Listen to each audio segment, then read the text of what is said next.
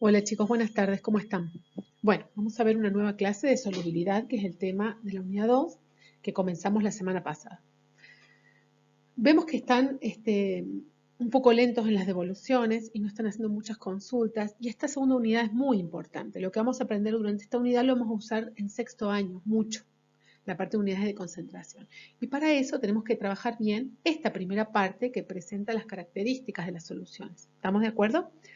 Por eso, en esta clase vamos a avanzar muy poquito, vamos a retomar lo de la clase anterior y les vamos a pedir que hagan una tarea un poquito distinta a lo que venimos haciendo. Vamos a retomar el concepto de solución que aprendimos la semana pasada, ¿sí? Una solución era una mezcla homogénea de una o más sustancias donde hay una en mayor proporción que se llama solvente, que es la que diluye a la otra, y la que se encuentra en menor proporción, que es la que se disuelve, que se llama soluto.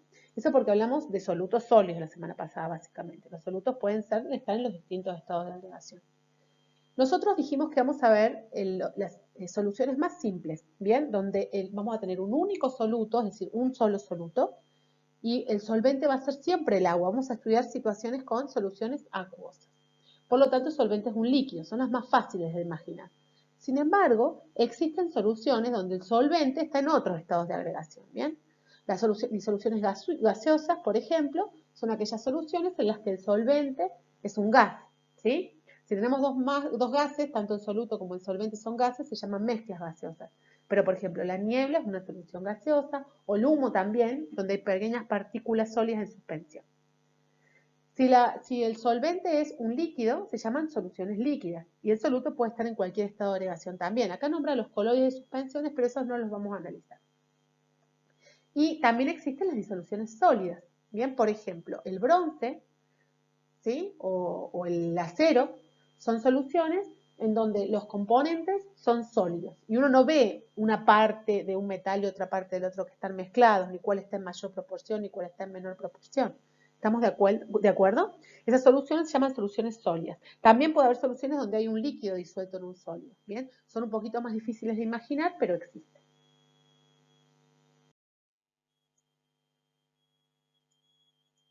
Bueno, acá hay una tablita con algunos ejemplos. Simplemente es para mostrarle que acá tenga, toda esta columna hace referencia al soluto y toda esta columna hace referencia al solvente. Y acá está el tipo de disolución o solución que se forma, la clasificación según el estado de agregación, que es lo que les mostré en la filmina anterior. ¿Está bien? Fíjense, si el solvente es gas, se dice que la solución es gaseosa. Por ejemplo, el aire.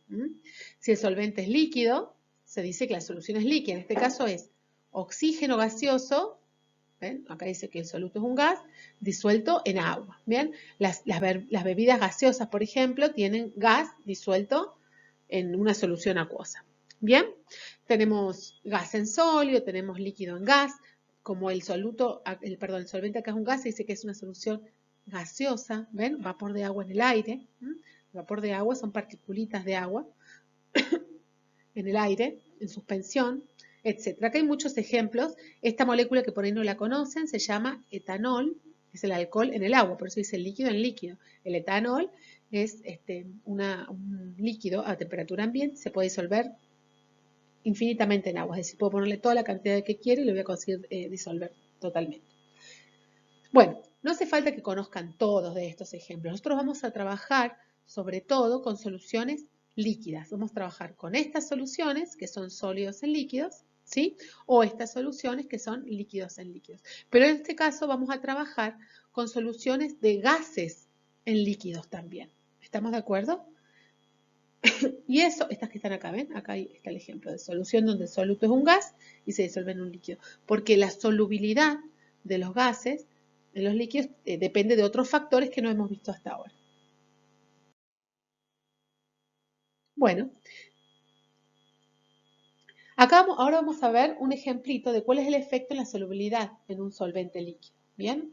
El efecto de la temperatura en la solubilidad en distintos solventes líquidos. Para nosotros nos vamos a centrar en el agua.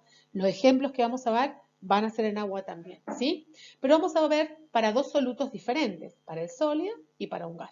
Para los sólidos ya los vimos la semana pasada. Para analizar la solubilidad en función de la temperatura se analizaban las curvas de solubilidad, ¿se acuerdan? Y en esta curva uno se fijaba a cada temperatura, por ejemplo acá a 30 grados, se fijaba cuánto era la masa, porque esto son en gramos del soluto, en este caso el soluto se llama nitrato de potasio, ¿está bien? Los gramos de nitrato de potasio que se pueden disolver cada 100 gramos de agua o 100 mililitros de agua. Recordemos que la densidad del agua es 1, entonces es lo mismo hablar de 100 gramos o 100 mililitros. Bien, en este caso, por ejemplo, a 30 grados se pueden disolver, acá está, ¿sí? Más o menos vamos a poner 65 gramos de nitrato de potasio cada 100 mililitros de agua. Bien, bueno, con el gas también se pueden dibujar curvas de solubilidad, pero fíjense la diferencia tan marcada respecto de cuando hablamos de solutos sólidos. En estos casos, la solubilidad disminuye con la temperatura, es decir, que a medida que aumento la temperatura, puedo diluir menor cantidad de gas en la solución, ¿está bien? Por eso, por las bebidas gaseosas, por ejemplo, cuando están frías, tienen más gas, entre comillas, vamos a decir, ¿no? Nosotros decimos tiene más gas disuelto en realidad que cuando se calienta, ¿está bien? Porque al aumentar la temperatura, si lo saco, la pongo fuera de la heladera mucho tiempo, al disminuir la temperatura, esas partículas gaseosas no van a quedar más disueltas y van a escapar, ¿sí? Del líquido. Fíjense además otra particularidad, miren acá. Dice que la solubilidad de oxígeno acá está dada en miligramos por litros. Significa, por ejemplo, vamos a agarrar una temperatura de ejemplo, vamos a agarrar esta, 20 grados Celsius. A 20 grados Celsius, en 1 litro de agua puedo disolver solamente 9 miligramos de oxígeno. ¿Lo ven? Mientras que a 20 grados acá, por ejemplo, podría disolver casi 40 gramos en 100 miligramos de agua, o 100 mililitros de agua, ¿sí? Es mucho mayor para este sólido, por ejemplo, que para este gas. Esta habla por litro, miligramos y cada litro de agua, ¿bien? Es mucho más difícil. Este ejemplito que ponemos acá, lo hacemos para recordar y para traer lo que eran las curvas de solubilidad de sólidos en líquidos que vimos la semana anterior. Miren acá les muestro también que cuando el soluto es un gas, además de depender de la temperatura, como vimos en las curvas anteriores, acá está hecho. Vieron que antes les mostraba el oxígeno en agua. Bueno, acá esto está hecho para muchos gases. Metano, oxígeno, monóxido de carbono y helio. Pero en todo se ve que disminuye. ¿Ven? A medida que aumenta la temperatura, aumenta hacia allá. Uy, salió muy torcido, no importa. La solubilidad disminuye. Son todas funciones decrecientes, ¿lo ven? Entonces, para todos los gases, algunos más, en mayor medida, en otros en menor medida, la solubilidad disminuye a medida que aumentamos la temperatura. Pero además de la temperatura, la solubilidad de los gases, acá estaba para el dióxido de carbono, aumenta con la presión, ¿sí? Y ese factor de la presión, ven que todas estas funciones son crecientes, ¿no? Bien, a medida que aumenta la presión de la fase vapor, aumenta la solubilidad del dióxido de carbono.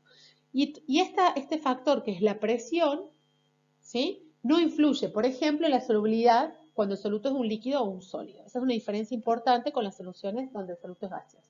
¿Bien? Bueno, fíjense, todo este pequeño avance que hicimos hoy es para darles un poquito de tiempo, de respiro y de que retomen y se pongan las pilas con esta nueva unidad. La tarea de esta semana va a ser recopilarlo de las dos clases anteriores. La primera clase de solubilidad, que es la clase 10, y esta nueva clase, que es la clase 11. ¿Bien? En esta oportunidad les vamos a pedir que no suban la tarea. ¿Bien? Lo van a trabajar en su carpeta y van a quedar asentado ahí el trabajo que hagan y más adelante lo vamos a retomar. ¿Bien?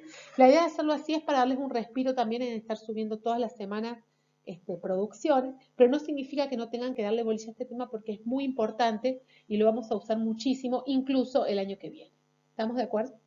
Bueno, les mandamos un beso muy grande, esperamos que estén muy bien y ya nos vemos la próxima semana.